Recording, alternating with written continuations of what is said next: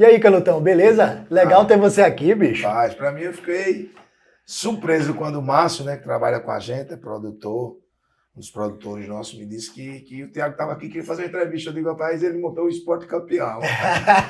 Mas eu fiquei muito feliz, Thiago. Primeiro pela sua história, né? Depois, por nós não só nos encontrados e você ser para mim hoje a grande referência da artes marciais em Alagoas, e depois a gente ter participado da minha despedida 13 anos depois que eu tinha parado juntos, cara. Para mim foi muito legal. E agora saber que você tá aí com podcast no YouTube, cara, eu fiquei muito feliz. Não tinha como negar de jeito nenhum. E tô aí. Queria agradecer pela cumplicidade, pelo apoio e dizer que estamos juntos aí. Eu que agradeço. Fica à vontade aí. Eu Sexo, droga e rock and roll. Então dá tudo, cara. Eu que agradeço você ter vindo aqui, Não é? cara. Eu tava lembrando esses dias, pô, quando eu te conheci lá na Forma Fit, eu acho que eu tinha mais ou menos uns 95. 15 anos. Eu tinha 15 Não é? anos. Isso. Eu lembro que eu só conhecia você de ouvir falar, por causa do Ronaldo, né? Nosso Era o amigo. Ronaldinho, Miranda era. Aí ele, bicho, vamos lá, não sei o que. Aí lembro que eu subia lá, tinha o ringue lá, daquele O espaço. primeiro andar da Academia Forma Fita era uma homenagem ao nosso nome e tinha alguns cinturões lá na época, né? Isso. Aí tinha um ringue e o Ronaldo sempre foi apaixonado por artes marciais. E na verdade, bicho, assim, eu sempre te admirei pelo seu pai, né? Seu pai era uma grande referência da educação física, né? E a educação física foi uma das profissões mais importantes na minha vida, né? Graças a Deus, em um momento importante da minha carreira internacional, eu tive a oportunidade de os patrocinadores me possibilitar professor de educação física. E aí eu vi a importância dele. E seu pai já era uma grande referência, como o Cabral, nosso professor lutador, o Dalvan Gama de Assis, que era, inclusive, da época do seu pai. Então, para mim, assim, já existe essa simpatia, né? Não só de família, não só de admiração, mas pelo trabalho mesmo. Como é que você começou a sua história no esporte? Tiago, na realidade é assim, eu comecei com 7 anos de idade no judô. O meu professor é vivo hoje, foi um dos grandes nomes do judô de Alagoas, o professor Edmundo Moura. Ele é de uma família tradicional de Sergipe e Pernambuco. Conheci o Moura. Pronto. Se eu não me engano, ele deu aula no Marista. Deu aula, não, no Marista era o aluno dele, o Alberto. Ele criou o Judô Clube Moura e ele é irmão de 3 grandes referências no judô no Brasil, que são os irmãos Mouras. Inclusive lutaram Vale Tudo na época dos Gracie e tal. E ele é uma grande referência. Então, dos 7 aos 13 anos, eu treinei com ele. Aí foi quando eu tive a fatalidade de meu pai falecer, né? E eu era um jovem, né? Com 13 anos. E para mim foi uma perda muito grande, né? Você imagina assim, você com 13 anos perdeu um ídolo, né? E meu pai foi horrível para mim. Então, assim, aí eu parei, fui muito mau aluno nas escolas, fiquei muito revoltado. E aí fui expulso de uma escola, do Cônego Machado, porque eu respondi de forma assintosa a uma professora, minha mãe professora, meu pai professor. Meu pai era da universidade, era dentista, um dentista renomado. E minha mãe é dentista também, mas era professora da Escola Técnica Federal e da Escola Estadual. Então, assim, meio que na hora foi muito chato para minha família e eu fui estudar no Princesa Isabel. Aí, nesse período, aí eu fiquei um pouco afastado das artes marciais, mas já voltei com 16, 17 anos. Aí eu fui pro Kung Fu, enfim, terminei encontrando o karatê de contato Kyokushin, que é o Carlos Alfredo. Aí, nesse processo, eu fui para o Exército, e no Exército eu me destaquei. Eu era da companhia de apoio, mas nós trabalhávamos, como era uma companhia de apoio, todos os treinamentos do Exército, a companhia de apoio ia junto. E nós tínhamos um grupamento do Pelopes, da 1ª e 2ª Companhia, que era um pelotão de operações especiais. E nos treinamentos eu sempre me destacava pela formação do judô, pela formação. E aí foi quando, muito rapidamente, eu casei. Tive que interromper de novo. Sandra já casou, eu casei no dia do meu aniversário. Sandra tinha 19 anos e eu tinha 21 fazendo no dia. E aí nasceu nossa primeira filha, que é Juliana, né? E aí eu voltei para as artes marciais, já com o Carlos Alfredo, né? E já era faixa marrom, ponta preta. Aí surgiu a possibilidade da criação do Full Contact. E aí eu fiz o exame de faixa preta em São Paulo com Augusto Alvarenga, da Associação de Artes Marciais. E aí, quando nós fizemos esse curso de faixa preta, o Sérgio Batarelli comandava a Associação Brasileira de Full Contact. E aí ele criou a Confederação Brasileira, só reconheceu os faixas pretas da associação dele e não reconheceu de outras. Então eu tive que, já faixa preta, voltar a treinar, me adaptar à parte técnica das confederações, e aí eu fui para São Paulo, treinei com o Carlos Alfredo, enfim, com o Anselmo, e aí eu fui e passei para faixa preta.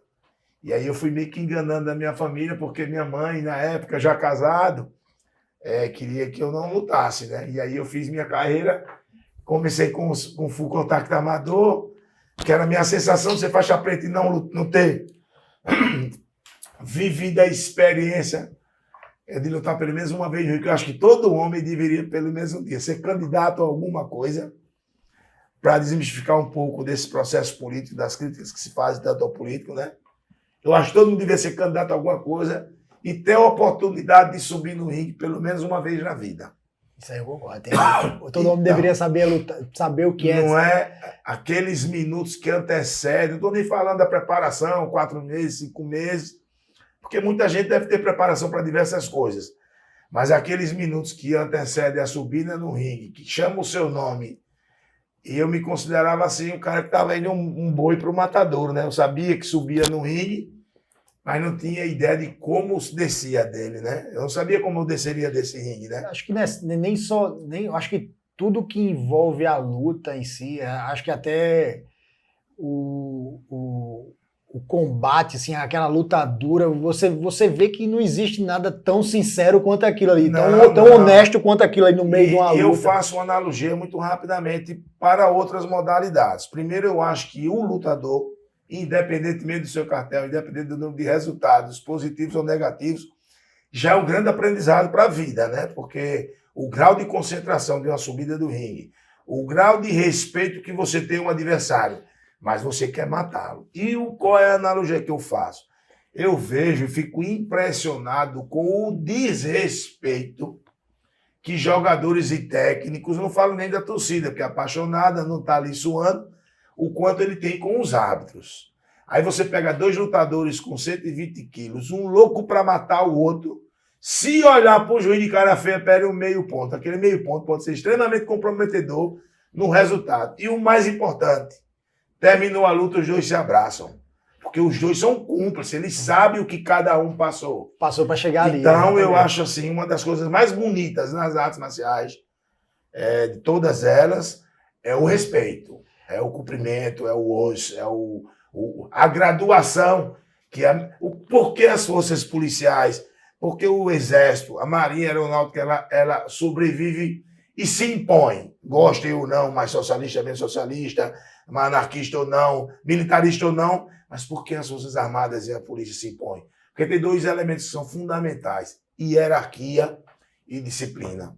E a arte marcial, ela faz também essa analogia, ela tem um respeito. Eu jamais, 58 anos de idade, se eu chegar lá, você pode ser menos dano do que eu, mas se você me chamar, eu não subo, de hipótese alguma, de tênis, eu só subo descalço e cumprimento o professor. Então, assim, eu acho isso eu levo para a minha vida, entendeu? Fora as outras, né? Aí eu entro no processo político, os ataques, você tem que saber contragolpear os ataques, eles nem sempre são tão sinceros, eles nem são tão desrespeitosos. Então a gente tem que... A arte marcial para mim foi um grande aprendizado na minha vida. Eu acho que isso sem falar no autoconhecimento, né? Que você tem lutas minhas que eu paro para olhar assim, eu não lembrava disso, aconteceu na luta, e você vê como é que você reagiu. Você realmente só se conhece quando você tá numa luta. Aí você Ô, Tiago, de você ver uma luta sua, você mesmo fazer isso de novo, não. Já aconteceu isso. Eu não sei se... Nas últimas 3 lutas minhas, Tiago, eu tive crise, cara. Eu não diria de pânico, porque eu não tinha, não. Mas, assim, se tivesse uma janela aberta, eu acho que eu corria. Porque eu já estava na minha última luta, eu já estava com 37, 38 anos, enfrentando cara de 25, 26 anos. Já atletas internacionais assim... E eu pensava nos meus filhos, cara. Eu já comecei a ter medo, entendeu? É porque isso também você já tinha outros propósitos, né? Já tinha, você já tinha outras coisas para assim, pô, se eu me machucar, aí... E já tinha uma atividade sendo construída paralela e assim, eu podia estar numa idade avançada para continuar a carreira como atleta profissional, mas era muito novo como um cidadão, como pai, né? E isso para mim, mas o aprendizado ele foi fundamental, cara. Eu tenho um carinho enorme pelas artes marciais. Eu exerço atividade política hoje. A minha bandeira é o esporte. Eu costumo dizer em tudo que eu faço, tudo que eu tenho, tudo que eu sou, eu devo ao esporte. Eu não poderia com um quarto mandato, terceiro, quarto mandato, porque foram 4 eleições, mais 3 vitórias, porque perdi uma eleição por 54 votos.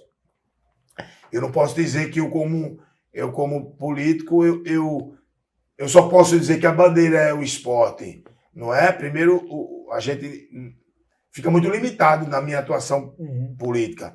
A gente tem que trabalhar com a cultura, a gente trabalha a questão social, e sim.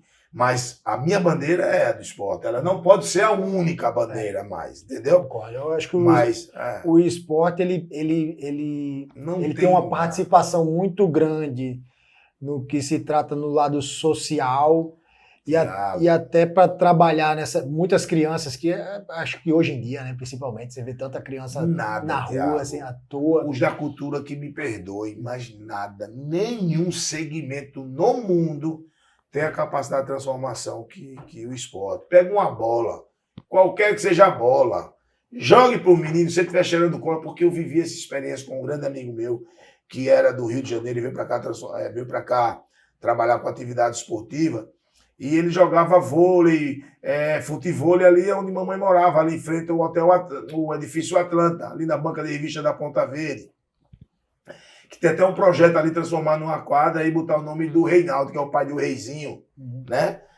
E aí quando ele foi jogar lá, ele tava com a bola chovendo, ninguém apareceu, eu ia passando na hora, ele ficando pra cá, bora jogar a bolinha e tal, e choveu, a gente não foi, ia passando 3 pivetes, 2 com garrafinha de cola. Aí disse, tio, deixa eu jogar uma bola aí, a bola era de futebol, não era de futebol, e tava chovendo, aí ele segurou a bola, o cara, tio, deixa ele jogar. Ele foi e jogou a bola. Diga qual foi a reação na hora das crianças. Largar a cola. Na hora. Jogou. E foi jogar na chuva e tal. Quando terminou, devolveu a bola. Pegou o quê? A cola.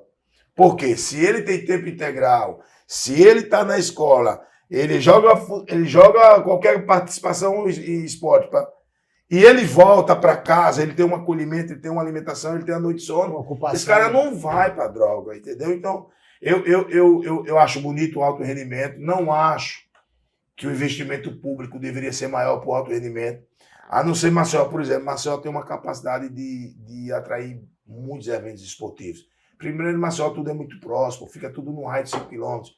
Nós temos as praias mais bonitas do mundo, nós temos Enseada, esporte náutico aqui é um show.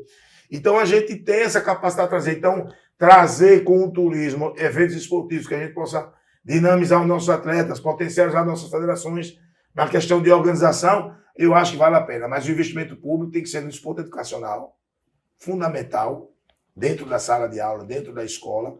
Os professores de educação física não devem só ficar dentro da sala de aula, mas tem que ir. E tem uma lei que obriga que as escolas tenham ginásio hoje. A prefeitura até tem conseguido pagar essa dívida. Mesmo nas escolas, já faz com as novas, com as quadras, e nas antigas que não tem, está sendo feito essa compensação, feito em algumas escolas, mas o importante é esse investimento na educação e no desporto de inclusão.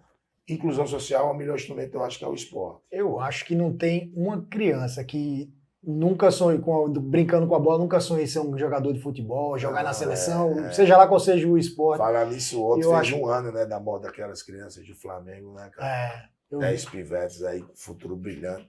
Tá uma penega aí, a vida já deixa de ser prioridade e agora começa a discussão financeira. Eu lhe interrompi, desculpa. Mas é porque a gente vai lembrando de tudo do que agrega o esporte, né? Não, sem dúvida. Eu estava mais falando no aspecto da inclusão do esporte, o quanto mexe com a cabeça da garotada, né? Como você começa no esporte, você sonha em viver do esporte. Eu mesmo me tornei profissional porque eu sonhava em viver do esporte, né? Ô, Tiago, o esporte é aquela possibilidade de você, quando criança... Qual criança quer ser quando cresce? Um herói. Né? Um herói. E o primeiro herói dele, depois até se decepciona muitas vezes, continua o respeito e o carinho, mas os primeiros heróis nossos são nossos pais. Depois as pessoas se decepcionam ou não. E o que lhe aproxima mais de ser um herói é o esporte, irmão. Não tem como. o Brasil pode ver seus momentos mais difíceis. Eu me lembro do Ayrton Senna.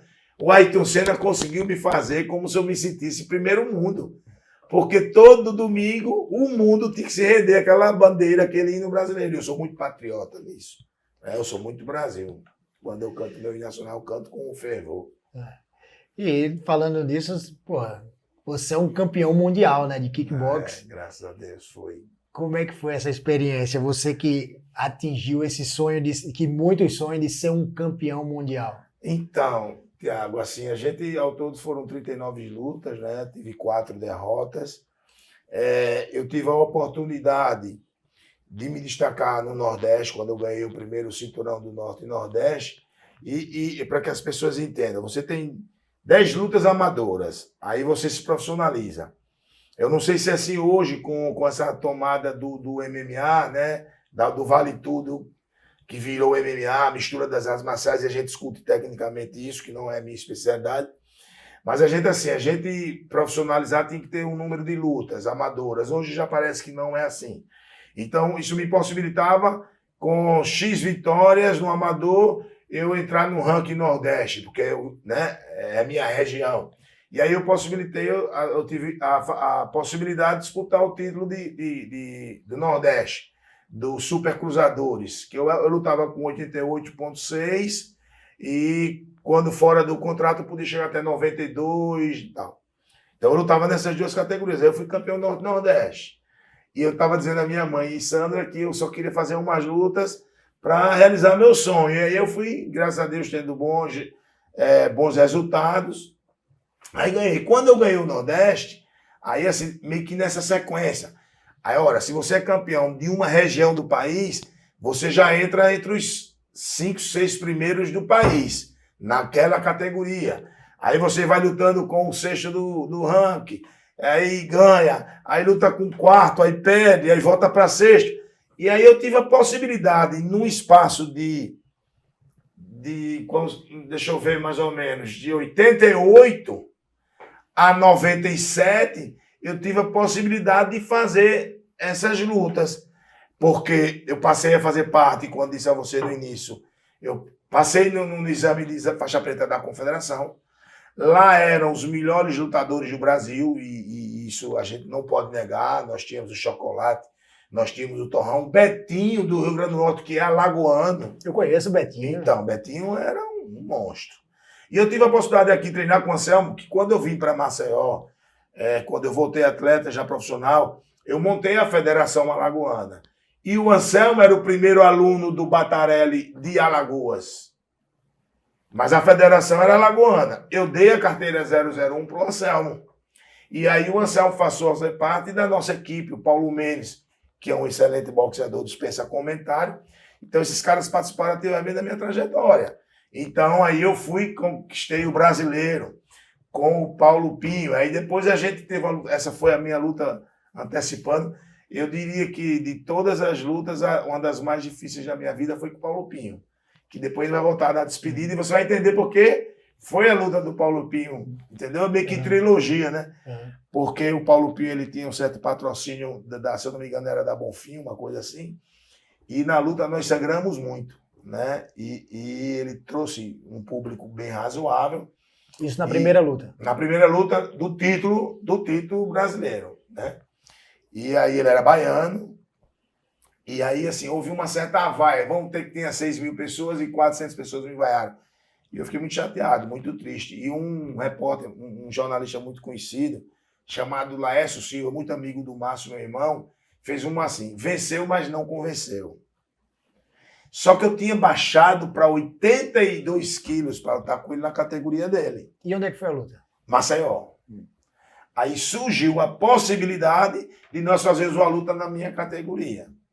Aí eu ganhei de novo. Só que aí eu ganhei o cinturão Super Cruzador. Então passei a ter 2 cinturões brasileiros, entendeu? E como é que foi a segunda luta? Lhe confesso que foi menos difícil, porque eu estava na minha categoria, eu tinha passado por alguma dificuldade para baixar para 81,7 kg. E de certa forma você já conhecia um pouco do jogo dele, né? Já. Eu sou contragolpeador. E ele é mais caçador, ele vai para frente e eu vou andando para trás e batendo. Eu tenho facilidade, eu sou ambidestro nas pernas, ambidestro, né? Então eu trabalho bem com as duas guardas. Não que isso não tá tão facilite. difícil. Não que isso facilite, porque é a mesma vantagem que você tem no caso de conhecer ele, tem de conhecer você, porque Sim. já se enfrentaram. Mas assim, tinha dentro de mim como é que eu diria, um sentimento ruim, que eu fui vaiado na minha cidade, entendeu? Eu dei o máximo pela minha cidade. Você fala um sentimento ruim ou motivação maior? Ruim do resultado. E eu tinha a necessidade de mostrar de que eu estava melhor do que ele. Uma motivação maior. Né? E isso, graças a Deus, aconteceu. Aí veio título sul-americano. Sim, mas é importante dizer isso. Então, como eu fazia parte da equipe do Batarelli, o Batarelli era também o representante da ISKA, que era a International Kickboxing Association. Se eu não me engano, até Sport hoje existe. Existe, parece que é o Torrão agora que comanda isso. Eu lhe confesso que eu passei um bom tempo afastado depois que parei de lutar. Eu fui para atividade política, ele também vai tocar nesse assunto. Então, assim, surgiu aí, eu ganhei 2 cinturões brasileiros, eu tive a oportunidade de já entrar bem ranqueado na América do Sul. Então, aí lutei com o Paraguai, lutei com o chileno, e o Anton Lucas e saí do Mancia. E isso me possibilitou de disputar o título sul-americano. Aí eu conquistei. Qual dessas lutas foi no ginásio do César? Eu acho que dessas lutas todas, eu acho que foram uns 9 a 11 lutas em Alagoas. Se eu me recordo bem, eu acho que eu assisti a uma luta sua com algum estrangeiro no ginásio do César. Eu era muito pequeno, eu não lembro, devia ter 15, 14 anos. Na época, meu tio me levava para assistir. Foi assim, eu acho que foi uma luta que foi também no César. Foi uma luta com um francês, que o pai dele era campeão mundial de savate. O avô foi campeão mundial de savate. O pai era campeão francês e o filho foi campeão francês. Então ele era de uma dinastia, chamava de Le Baron de Pransac, o nome dele era Christophe Tholomès. E assim, era uma luta que era para ser na França, que aí na época o patrocinador, como eu estava disputando, eu já passei, porque eu estava falando da América do Sul e depois eu fui para o Intercontinental, e aí me possibilitou. Eu lutei com o espanhol, Pablo Plá e tal, me possibilitou disputar o título mundial, que seria na França. Que até meu irmão, Claudinho Magal, ele esperava essa luta lá e terminou a luta tendo que ser no Brasil, porque o meu patrocinador não admitia que, olha, se a luta era com o brasileiro, eu estava disputando o cinturão, não teria que ser ele, não estava, eu era melhor ranqueado do que ele. E aí meu irmão tinha morado 9 anos na França, voltou para Maceió para assistir a luta e nunca mais voltou para a França. Tanto é o único irmão que eu perdi, né? Ele faleceu há 8 anos atrás, o Cláudio. E aí surgiu o Bruno na história. O Bruno veio para cá com 9 anos e me pegou nessa fase. Então, assim, foi um giratório. O Batarelli tinha passado por uma luta muito difícil com o Ronnie Copeland. E o Pantera perdeu para o inglês Chris Wright, no WKA, no kickboxing. E aí eu ganhei essa luta. Ele era muito novo, eu acho que ele tinha 22 anos ou 23 anos. Tinha mais luta do que eu. A Europa tem essa facilidade, você tem mais experiência do que eu, né? Tem eventos final de semana na França, depois tem na Itália e é só de metrô. Tudo é muito mais próximo, né? Eu lembro quando eu acho que tem um intercâmbio muito grande lá, maior do que aqui, com certeza. Quando eu morei na Holanda, tinha evento de kickboxing todo final de semana. Todo final de semana. Na sexta, no sábado, às vezes até no domingo, dependendo da localização. A Holanda era uma grande escola, né? Ernesto Rust, tinha um grande sotaque, né? Na minha opinião, é a maior de todas, até hoje. Então, a escola holandesa é muito boa. O Overin é holandês, né? Então, assim, aí para mim foi uma experiência fantástica, né? Depois eu possibilitei fazer outros eventos, participar. E aí eu comecei, e essas lutas eram legais porque a gente possibilitava. Nisso o Batarelli também era muito correto com a gente, que era de a gente dar oportunidade aos alagoanos. Quando o UFC vem para o Brasil, a maioria das lutas é de brasileiro. Então, quando as lutas eram aqui, então nesse processo surgiu Byron, que foi para a França lutar. O Byron, nós tínhamos o Cledivaldo Barreto, que era um monstro. Era um cara assim, que ele e o Anselmo tinham que se enfrentar. Para mim, eram os 2 melhores peso galo do Brasil, da história, para mim. Fantástico. E o Cledivaldo quebrou uma perna andando de moto. E a gente, por contrato, não poderia andar de moto, né? A gente não poderia jogar futebol. E o Cledivaldo Barreto quebrou uma perna. E o Byron era o melhor ranqueado, e o Byron foi lutar na França. O Robertinho tinha 9 lutas, 9 vitórias, 9 nocautes. O Robertinho Omena, não sei se você se lembra dele. Lembro. Robertinho Pitbull Omena, tinha o Márcio Clécio. Então a gente tem uma equipe boa. Então, eles faziam sempre a preliminar. Se tivesse lutas internacionais, Pantera ou Batarelli, eles encerravam. E tem uma curiosidade que você também me perguntou, eu já estou adiantando, é que chegou um momento que eu, Batarelli e Pantera, nós não tínhamos como nós... Porque nós tínhamos... Chegou um momento, se eu não me engano, em 97, que eu era campeão de uma categoria, Pantera de outra e brasileiros tinham 3 cinturões, como é no UFC. Então, assim, não tinha como a gente se enfrentar. Vamos lá, eu luto com o Pantera. O Pantera tem um biotipo maior do que eu. Eu já era pequeno para o meu peso. Tanto é que eu baixei para Super Cruzador 82. Então não tínhamos como nós lutarmos. Primeiro, se um vencia, um perdia. Um vencendo, não perdia, perderíamos o cinturão. Então, assim, e o Batarelli organizava muito. Então a isca era muito organizada, muito respeitada. E aí foi quando, no dia 8 de abril de 2000, eu parei de lutar, né? E costurei, aí fui convidado na época pelo governo Ronaldo Lessa, foi eleito, para a gente começar a construir políticas públicas. Eu peguei uma fundação que tinha uma dívida muito grande com o Eurico Beltrão, e a gente em 2 anos conseguiu liquidar, fazer a rolagem da dívida, e aí nasceu a Secretaria de Esporte, onde a gente dinamizou todos os processos, todas as políticas públicas, né?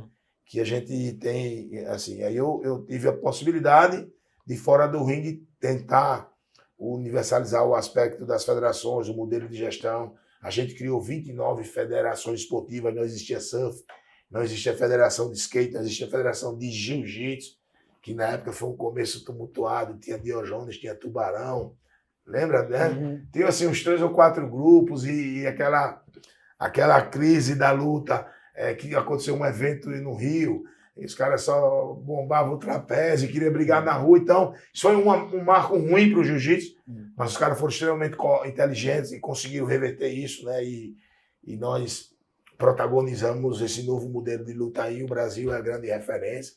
Está no período de baixa, né, Thiago? Não sei se é verdade, sim, mas eu acredito que está. Mas o Brasil terminou sendo protagonista, assim, para a gente foi muito importante. Então, assim, eu tenho muito orgulho disso, eu tenho muito orgulho do meu empenho, eu tenho muito orgulho da minha equipe, tenho muito orgulho dos que acreditaram, dos patrocinadores, Texaco na época, a VASP, né, a Unimed na época. Então, assim, aonde eu chegava tinha a Unimed e a VASP, e sempre foi muito correta com a gente, a Texaco. Então, eu tive essa possibilidade, Thiago, de, num momento importante da minha carreira, surgir as oportunidades, né? A gente tinha... A maior bolsa da época era $5.000, era $8.000. E você, na Irlanda do Norte, para filmar era proibido. Não existia celulares que filmasse. Aí era aquelas câmeras Betacam e era 10 pau. Você ganhava 5, tem que pagar 10 pau para ter um filme. Então você não consegue ter esse registro de tudo. E a gente, na época, não dava a importância que dá hoje, né? A importância de chegar lá, tentar lutar, ganhar. Enfim, mas eu tenho muito orgulho. Não falo muito disso porque sempre parece apologia, mas quando eu fico de frente de um cara que representou Alagoas tão bem quanto eu, até melhor porque teve uma oportunidade mais internacional, já pegou uma arte marcial mais profissionalizada no aspecto negócio, network, né? E o fato de você ter ido para como é que a gente chama? A escolinha não, tem um nomezinho aqui, do UFC, o The Ultimate Fighter. The Ultimate, né? Enfim. E aquilo. Tem a camisa aí atrás de você. Pronto, então, isso botou a gente num cenário muito importante, né? Então aí eu fico meio que entusiasmado de estar próximo de você, porque a gente vai buscar. É feito quando eu fico com o Cabral. As pessoas, a arte marcial tem uma coisa que eu acho injustiçada. As pessoas falam muito de telequete, falam muito de luta comprada, falam muito de tudo. Se as pessoas observarem o histórico, como você encararia, na época, o cara montar o ringue e ele mesmo vender o ingresso, não tinha apoio da televisão, era de mão aberta, de mão sem luva, valia tiro de meta, era a mãe do cara, a filha do cara, a mulher do cara que vendia ingresso, o cara subia num Del Rey e o carro de som anunciando e o caba com a espada como um He-Man. Esses caras eram brilhantes lutadores, Thiago, tecnicamente. Se você tiver a oportunidade de ver. Eu tenho uma pessoa que é muito crítica dentro de casa, chama-se Márcio Canuto. A minha primeira luta fora do estado, ele não pediu, ele não fez uma matéria comigo. Disse que era muito difícil para ele divulgar o Eduardo Canuto. Canuto, ele apertando o Canuto. Até Pelo o fato fato que de eu ser tive a irmão. oportunidade de ser transmitido ao vivo pela Manchete uma luta quando eu fui campeão. E aí ele viu isso, aí ele percebeu. Então, e o Márcio deu muito apoio aos lutadores que me antecederam, ao Cabral, ao Rimé, né? E esses caras eram brilhantes lutadores. Não tinha organização, não tinha federação, não tinha instituição que regulamentasse. Então, assim, e era uma pancadaria diferente, quase que sem regras, né? Então, assim, esses caras tiveram história. Então, quando a gente surgiu na década de 90, começo, final de 88, de 90, as pessoas imaginavam que aquilo não era lutas sérias, de repente pensavam isso. Qual foi a oportunidade que a gente teve de começar a lutar fora e as lutas, parte delas, serem transmitidas pela própria Sport TV? Você tem uma luta em 92, se eu não me engano, transmitido pela Sport TV. Então, assim, isso deu uma certa credibilidade. Aí depois veio o Vale Tudo. E nós tivemos a possibilidade de fazer 2 Vale Tudos no intervalo da minha luta, um que me antecedeu. Aí veio para cá Carlão Barreto, veio para cá Pelé, veio Joildo Oliveira, Anderson Silva, eu tava Urutu. lá. E esses caras fizeram a nossa preliminar, entendeu? Então os caras começaram a perceber que eram eventos sérios, que era isso, a gente passou a ser admirado, não só como atleta, mas passou admirado pela oportunidade. Alagoas virou a capital mundial do full contact.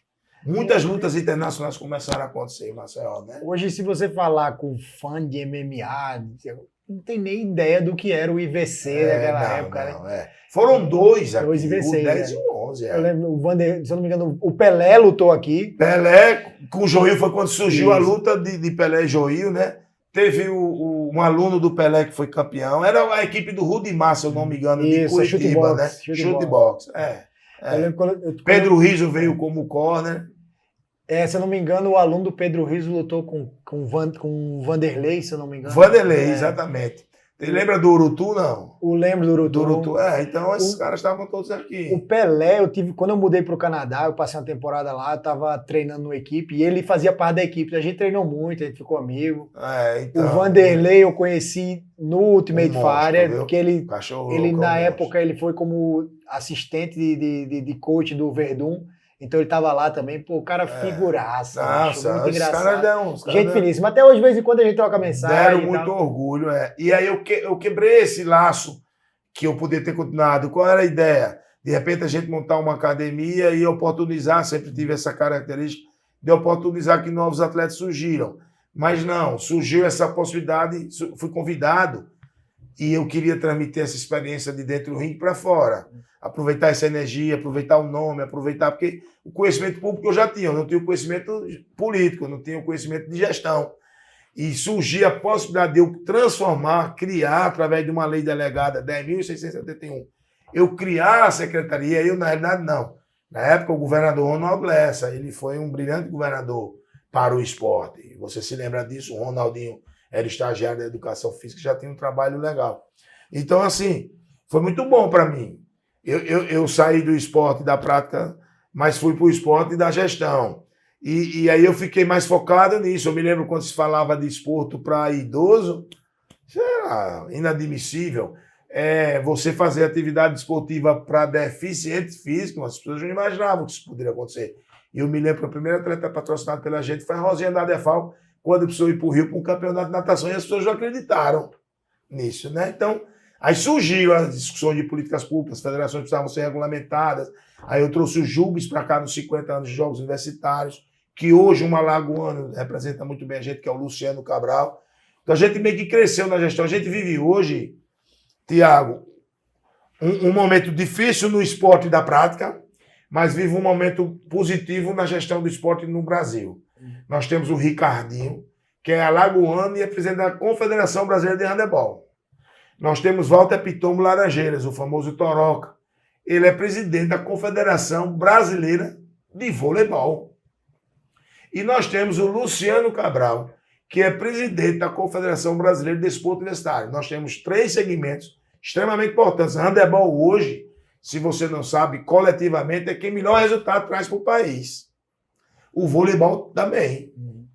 E essas duas modalidades são comandadas por 2 alagoanos e, além do mais, o desporto universitário com o Luciano. Ainda tem, meu Deus, eu digo já o nome dele, que é vice-presidente nacional do judô. Estou vendo gente boa e esqueci o nome dele, mas que ele é vice-presidente nacional do judô. Também no Brasil. Alagoano. Foi um tenente do exército, amigo meu, eu digo já o nome dele, vai ficar super chateado comigo. Mas é assim, as pancadas estão fazendo efeito agora, Tiago. São 20 anos, né? Parei em 2020, cara, 20 anos, o tempo passa muito rápido. Você ainda assiste lutas? Assisto. Não vou mentir que eu estou gostando desse modelo do UFC, não gosto. Eu não gosto quando as pessoas entram com o mesmo uniforme, com o mesmo... Eu acho que, sabe... Eu acho que você tem que mexer com o cognitivo. As pessoas entram de um jeito, um entra de índio, outro entra de cowboy. Eu acho que é assim. Para eles deve ser o melhor negócio do mundo. Extremamente lucrativo, não me envolvo, né, não tenho nenhum motivo para estar fazendo o que. Para a organização, sim. Para os atletas, para você ver. Se você abrir, vai ser tudo igual, cara. Inclusive... Vai ser tudo igual. Inclusive, graças a esse negócio, esse negócio da Reebok com o UFC, muitos atletas do UFC preferiram deixar o UFC e ir para o Bellator e eventos concorrentes. O Bellator ainda existe. Existe. Porque eles tinham comprado um outro evento, não foi o UFC? O UFC comprou o Strike Force. Comprou o Strike Force, comprou o Pride. Né? E aí, mas eles, tipo assim, inicialmente eles compraram dizendo que ia dar continuidade, mas na verdade eles queriam realmente acabar com a concorrência. Era sufocar. Me diga uma coisa, me dizem, e eu digo que me afastei um pouco, que é verdade, que o UFC não é o maior evento de MMA do mundo. É verdade? Porque aqui no Brasil é Globo que transmite, né? Porque tem que ter um evento russo que é muito grande, né? Eu diria que sim, porque o evento ele criou, além de ter grandes lutadores, provavelmente o evento que o pessoal assiste mais, é o UFC. E tanto é que se você parar para pensar, você fala, pô, muita gente até confunde. Você faz o UFC? Ninguém fala, você faz o MMA. MMA deixou de ser meio que virou a identidade do esporte, assim, mas tem outros eventos como o ONE FC, o Bellator, que pagam tão bem quanto. Tem lutadores tão bons, tão bons quanto. Do que aqui, não. Na Europa, agora um evento que está crescendo muito é um evento russo, que é o ACA.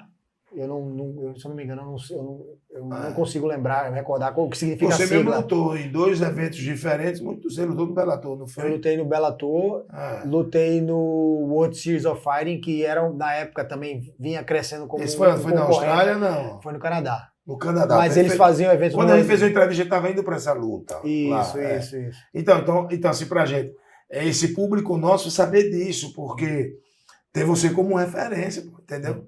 Então, assim, eu acho que, diferentemente de mim, eu quando parei de lutar e surgiu nova opção, mas dentro do segmento esportivo, eu acho que eu contribuí também com o crescimento do esporte de uma forma geral. Mas a gente não tem hoje uma pessoa aqui com a sua experiência. Então, de repente, se existir um projeto, um trabalho voltado para a gente formar aí esses caras alagoanos, Tiago, na época nossa, tinha um cara chamado Torrão, que era o cão chupando manga. Hoje é um professor duro e tal. Ele não esperava que um alagoanozinho do Rio, que estava representando o Rio Grande do Norte, desse-lhe um pau. O exame de faixa preta do Betinho foi algo de fantástico.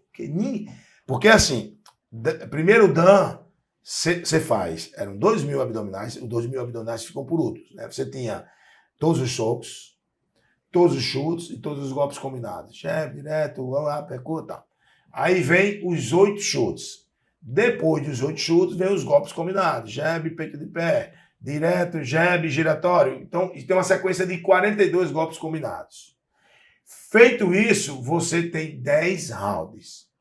Mas não adianta eu trocar porrada com o Thiago Jambo, porque se eu derrubar o Thiago Jambo, vai ter que entrar outro. Eu tenho que tirar uns 10 rounds. E normalmente os caras botam um leve para começar, para puxar velocidade, um mais forte para bater. Enfim, eles fazem uma mistura de biotipo de atletas para dar um pau. E que você tem que aguentar os 10 rounds. O segundo round já é 15, segundo Dan. O terceiro já não é, você continua nos 15 e a partir do quarto é por merecimento. E o Betinho quebrou os caras de pau até de forma assim. O Torrão ficou por último, cara. E o Torrão saiu todo machucado. Então, assim, eu já levei 2 alagoanos fazer exame de faixa preta e os caras quebraram o cacete lá. Então, o alagoano por si só, ele já é muito forte. O que a gente tem é dificuldade na alimentação, é dificuldade no trabalho. Eu tenho um bairro que foi disputar o título mundial na França e hoje é encanador, cara. E não estou desmerecendo nenhum encanador, não. Mas é um cara que teve a oportunidade, mas chega aqui e não tem. A gente vive fora, mas quando volta aqui é outra realidade, né? Esse foi um dos motivos de eu ter parado.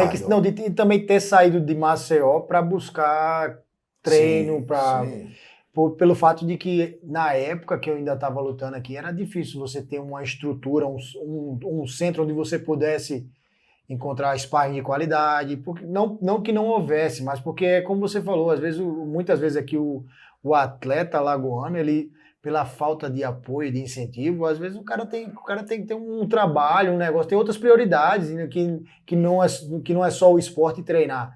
Então, enquanto é amador, vai, mas quando é profissional. Exatamente. Então, por isso, eu acabei optando por ir morar fora. Mas fez bem. É outra oportunidade, é outra visão, é outro modelo de gestão, é outro tipo de negócio, né? É muito complexo. Mas com certeza. Aqui eu me lembro até assim, na nossa luta, quando a Humberto Lobo foi receber um prêmio lá e os caras perguntaram pela gente, o Canuto tá gordo lá, tá, não sei o que, escapou, ele parou de lutar, nunca fez a despedida. Aí surgiu aquele projeto 3 anos depois. Uhum. A gente montou uma estrutura pra gente. Sim. Né? A gente montou. A gente tinha ali alguns spas, um bom técnico, Anselmo, Paulo. Foi naquela época que eu disse, não, dá pra treinar aqui. Eu não conhecia o trabalho do Anselmo, não conhecia o trabalho do Paulo. Você incorporou um trabalho. Conhecia você antes de eu começar a lutar, mas você tinha parado, então...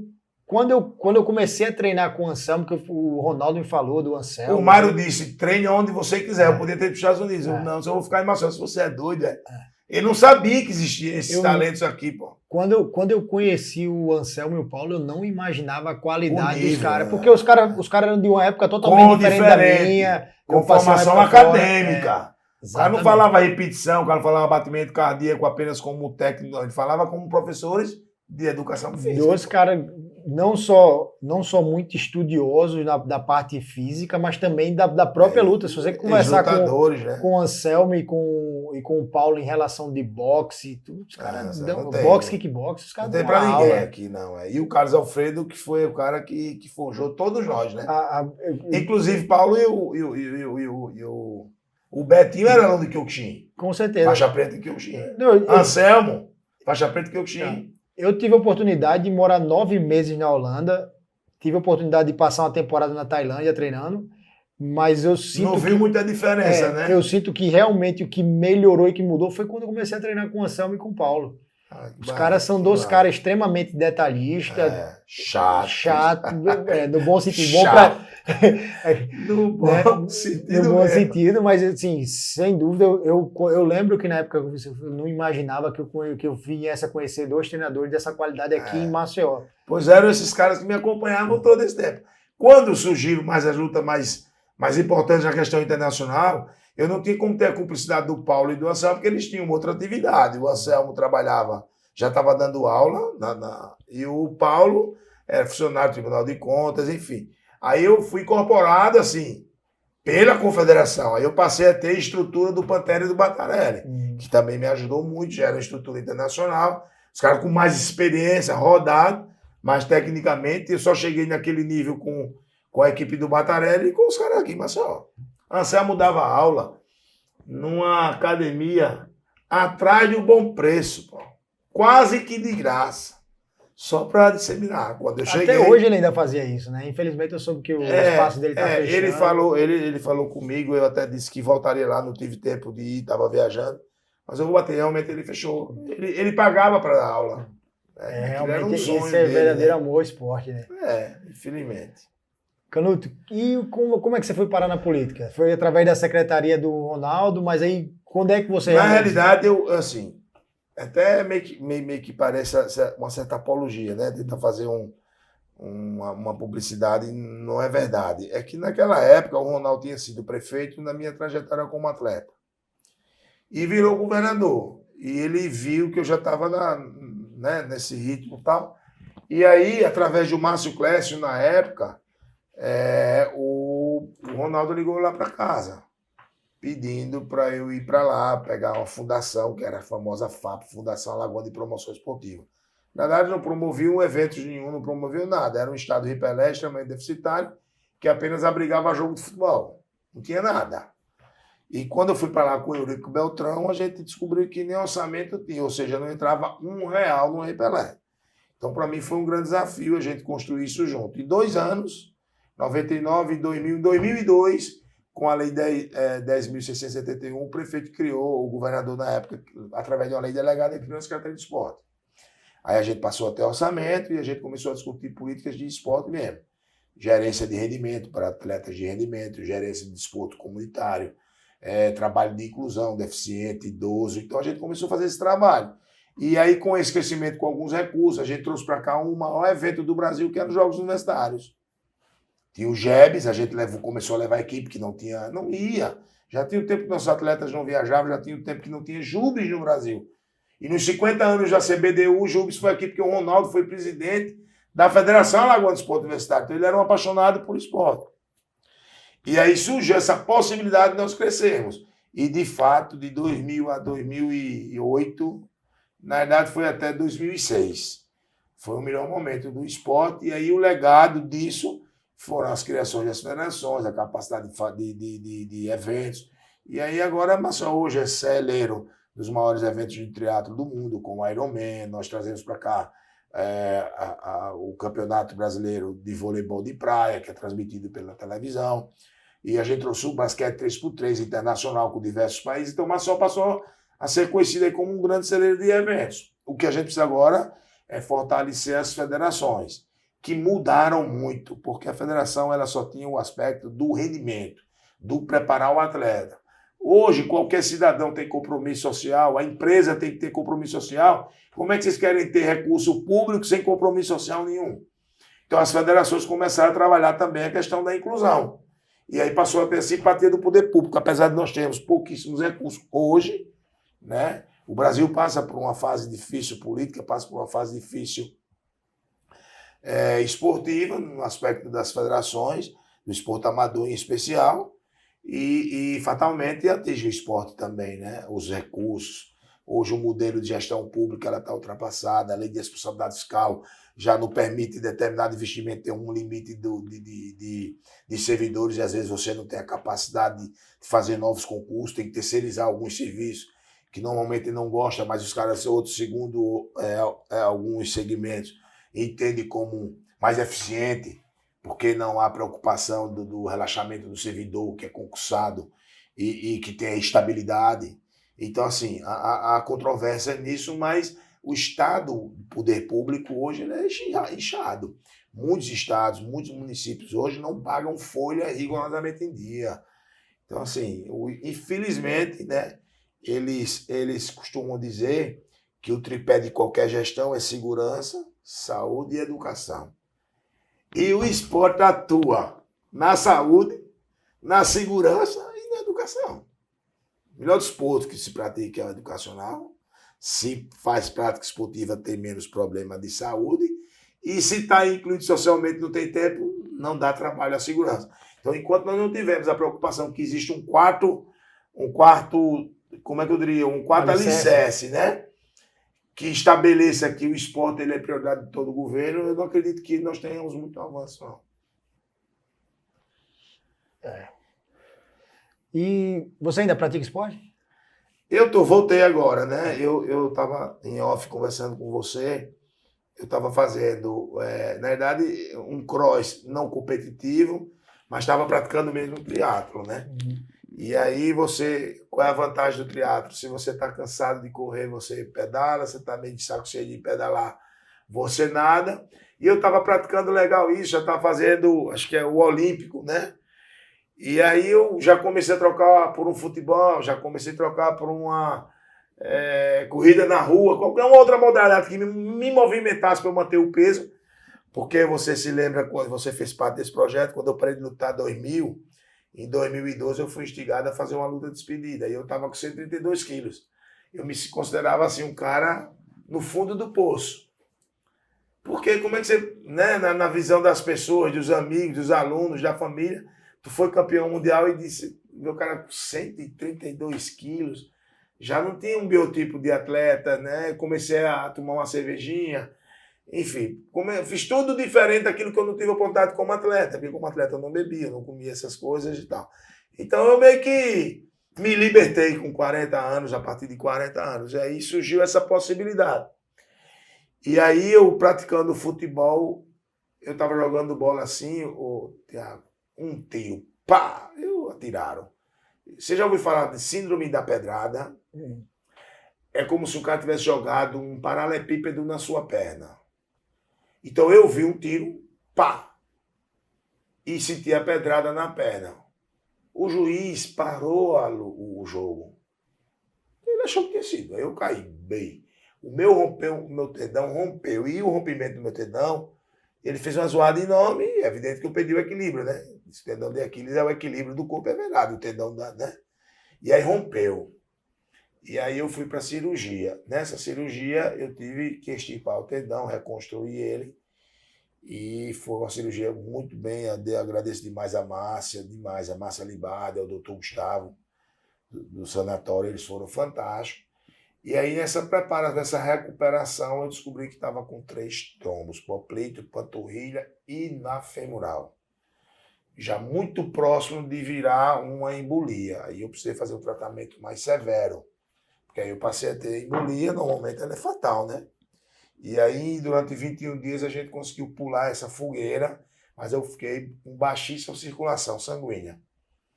E aí eu tive que recuperar isso. Hoje eu estou bem, tenho mais de 90% de circulação da perna, mas é necessário. Se eu ficar em pé o tempo todo, meu pé fica vermelho, eles não voltam, que a panturrilha ele faz um meio que papel do coração, né? Uhum. Devolve. E eu não tenho essa capacidade de bobear com a força que eu tinha antes.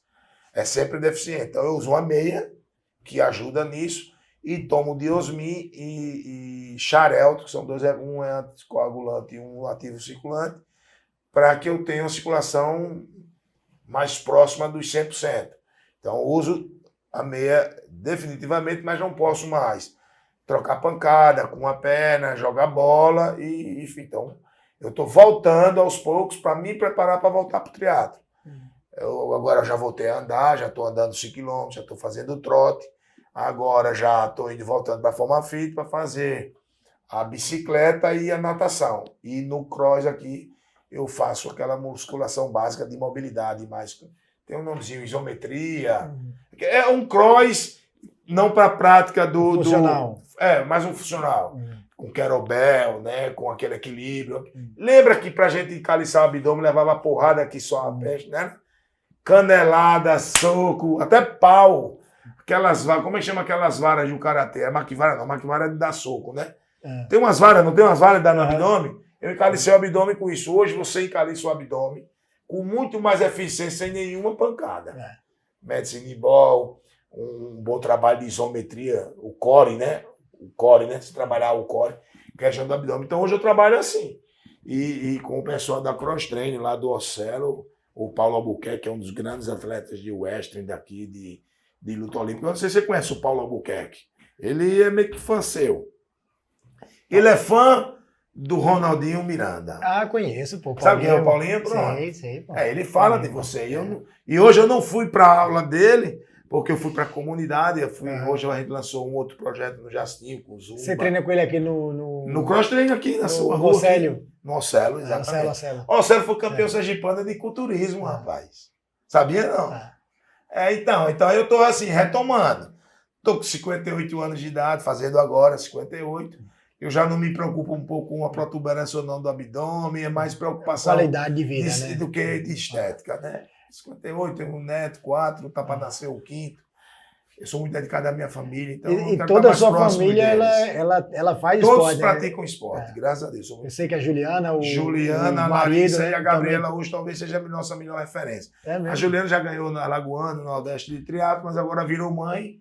Está tentando voltar. Né? Mas a Gabriela, ela é uma excelente atleta de jiu-jitsu. Eu vejo muito acompanhar nas redes sociais, ela fazendo crossfit lá na Box 7. E bem forte no cross. mas ela se dedica hoje ao estudo dela, né? Ela é formada em fisioterapia e se formou agora em nutrição, abriu sua própria clínica, então está muito focada nisso. A atividade esportiva dela passou a ser para ela uma necessidade, até por questão. Aí sim também, além da saúde, da questão estética, porque ela é nutricionista esportiva e é evidente que a aparência, isso ajuda muito, né? É a minha filha caçula, a mulher, né? Ainda tem o Rodrigão, rapaz, que tem um estilo fantástico para jiu-jitsu, joga muito bem futebol e agora quer ir pro cross. Massa. Sou muito feliz em relação aos meus filhos, viu? Sandra é uma praticante de esporte com 56 anos. Eu encontrei com ela saindo da academia Tá esses top. dias, eu falei, oi, tudo quando bem? eu disse que vinha pra cá, ela disse que tinha ali visto na academia, na top, falei, né? Ali na Pajuçara, que era do Sérgio, não é isso?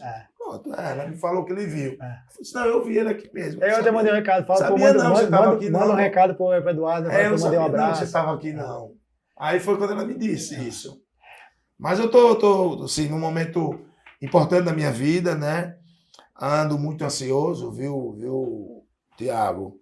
Contudo, tenho feito algumas reflexões, tenho tido muito apoio da minha família, mas eu percebo que alguma coisa tem mexido comigo. Eu não sei se é o volume de responsabilidade, o grau de compromisso. Eu achava assim, não porque eu já tenho 2 filhos que fazem um bom trabalho e tal, mas eu achava um pouco de frescura, essa proximidade da depressão, da crise de ansiedade, e eu vou dizer, é preciso ter muita maturidade, respirar fundo, perceber que Deus existe, está do nosso lado, que a família é importante, entendeu? Como a gente estava falando, ainda mais nesse meio de política que você vive, um ninho de cobra, né, bicho? Infelizmente. E assim, sabe, Tiago, mas é verdade, não é fácil. Nós somos deles o mais frágil no aspecto de que a gente vê muito do que acontece na política, eu vejo em todo segmento, até na educação física, nas lutas, nas forças militares, a gente vê todo mundo querendo derrubar o outro em todas as profissões. Mas determinadas atuações, elas são corporativistas. Um tenta derrubar o outro, mas se atingir um, atingiu a todos. Na atividade política não, porque nós precisamos de voto. Nós precisamos de apoio, nós precisamos bater na mão, cumprimentar as pessoas atrás de voto.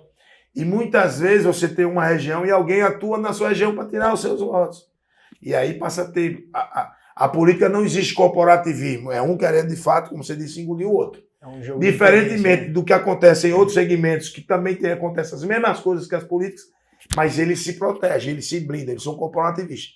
E a atividade política, infelizmente, não é. Se o cara falar mal de um outro parlamentar, eu sou capaz de ficar calado, porque eu acho que aquele cara poderá ser um eleitor meu. Eu estou falando isso no sentido geral. É evidente que tem muita gente boa em toda a profissão.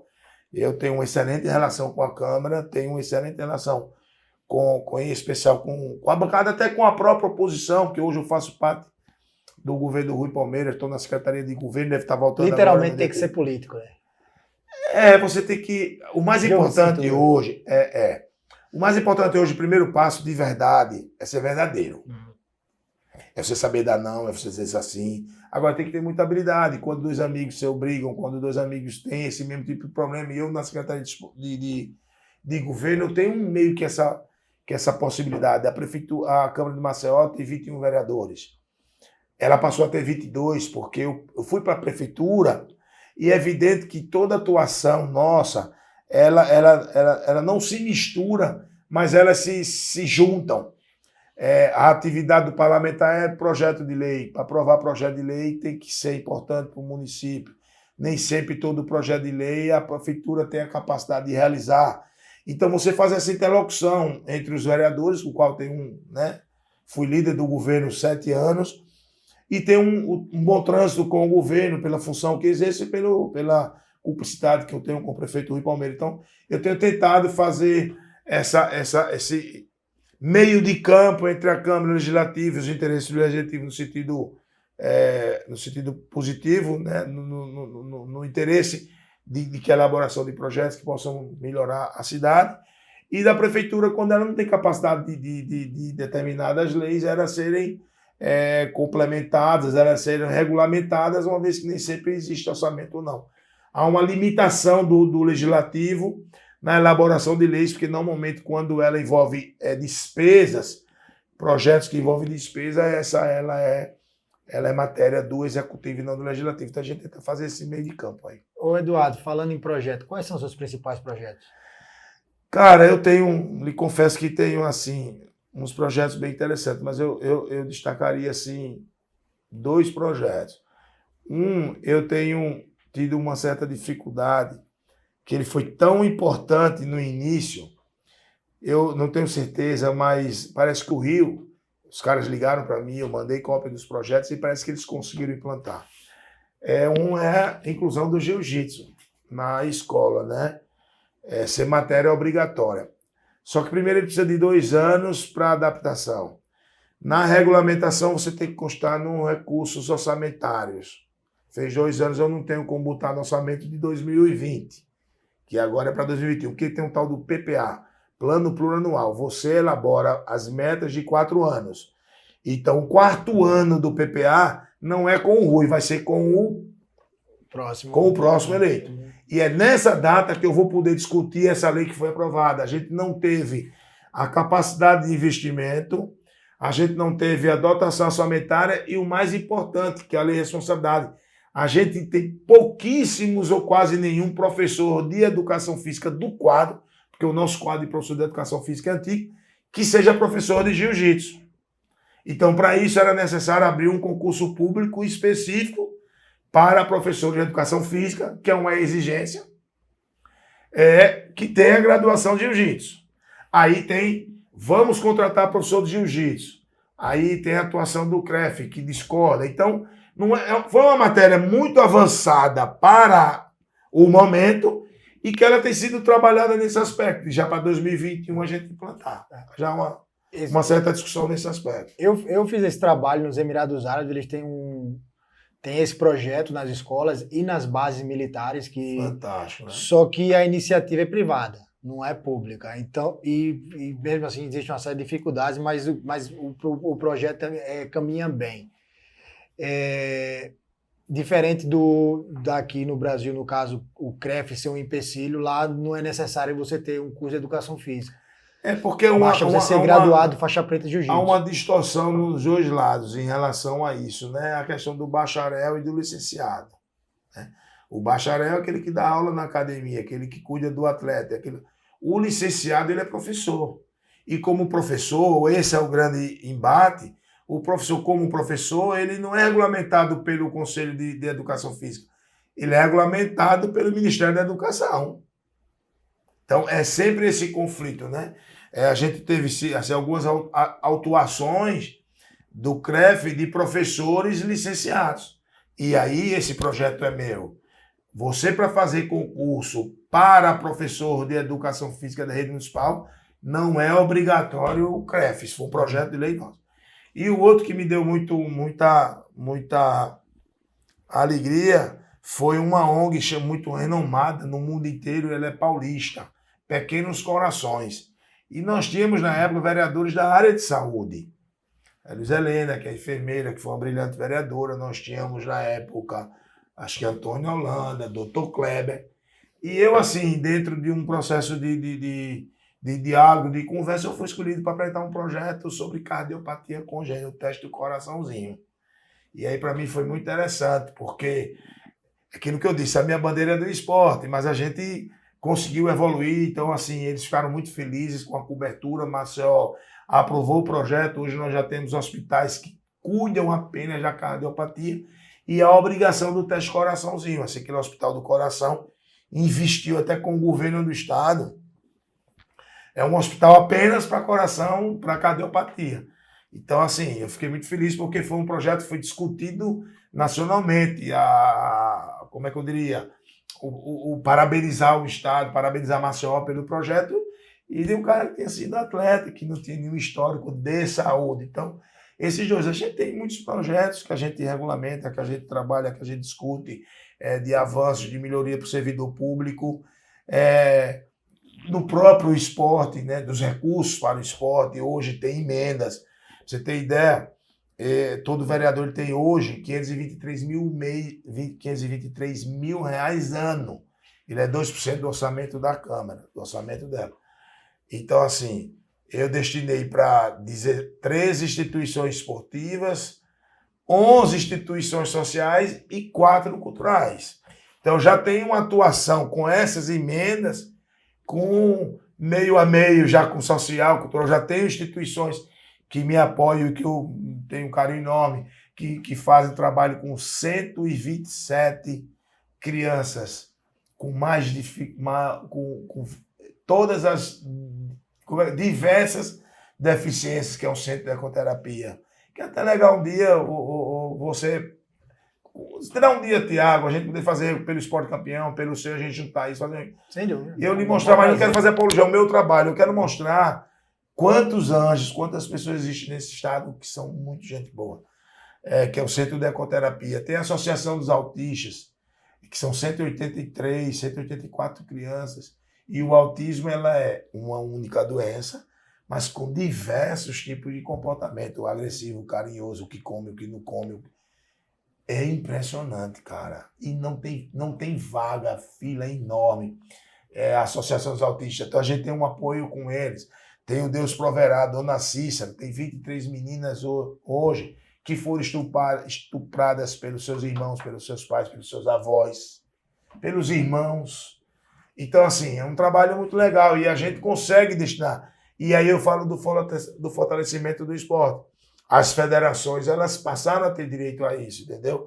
Consolador, que é um centro de referência, nós temos no país, 8 instituições esportivas são referências. Consolador tem 78 anos, Tiago. Ela é fruto de um casal que não teve filhos e adotou 18 crianças. E a criança mais nova é uma mulher fantástica, se eu disser a idade, ela vai ficar super chateada comigo. Tenho como uma irmã. Eu acho que a Ana deve ter em torno de 45 anos de idade. E ela quem conduz isso, que é o Consolador.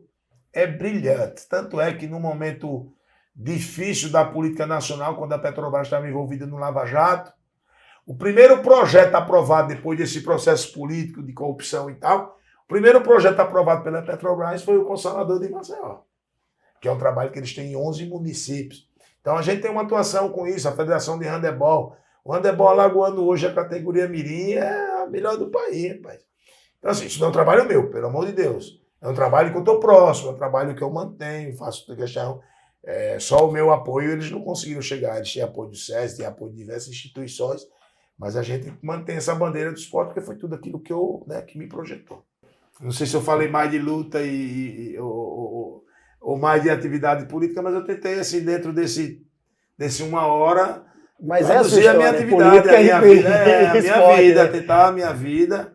Sou um cara extremamente feliz, tenho 5 filhos, meio casado, 36 anos, filho de uma família de 9 irmãos, todas elas muito unidas. Minha mãe, como eu disse, perdi papai muito cedo. E uma mãe com 52 anos, uma mulher de 1,72 m, dos olhos azuis, não decidiu arrumar outro, namorar nem nada, e cuidar dos filhos, né? E a gente tem mamãe assim, esse laço de heroína, perdemos ela há 3 anos, mas nós somos uma família muito unida e isso, para mim, é o que eu quero levar como um legado. A família sempre está próxima um do outro, entendeu? Obrigado. Se você gostou desse episódio, curta, compartilhe e é isso.